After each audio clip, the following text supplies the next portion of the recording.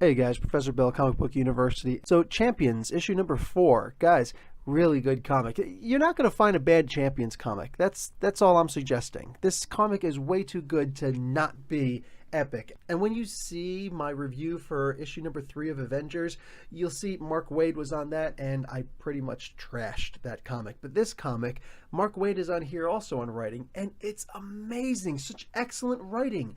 I don't understand how you go from writing that Avengers issue and those 3 Avengers issues and then writing this Champion series. I mean, guys, this is probably the best comic on the market right now. I'm so in love with these issues, with this line. Guys, the way that this storyline is working out is when they were flying away from the Middle East, they got shot down over the seas. It turns out they were shot down by Atlanteans. There was a very strong military outpost, and the Hulk retrofitted a spy plane.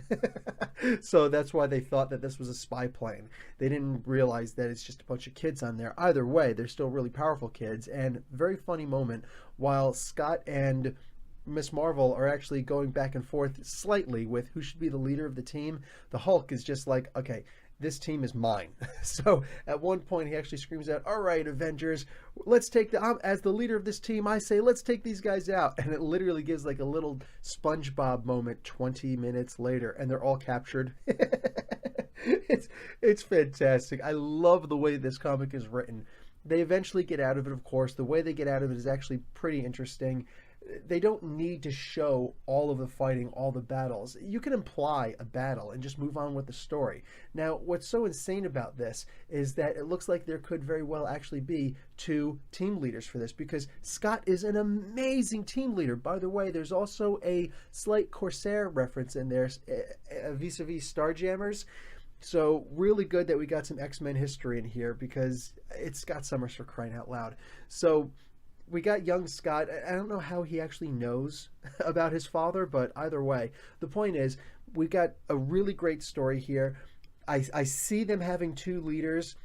The team isn't big enough to have 2 leaders. I was expecting that when they went down, that somehow Namorita or Namora would be there and they'd be able to recruit her onto the team. I was really hoping that. And it's almost like Mark Waid was listening as I thought that, weeks, months in advance.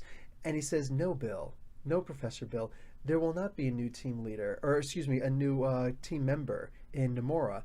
Sometimes, and it's actually in the comic where he says, not every single mission that we do is going to recruit somebody, but I'm sure that there's somebody out there who, wants to be a champion. And sure enough, we look over and we see that Gwenpool, oh, for the love of God, Gwenpool is now on the Champions. Well, at least in her own mind she is.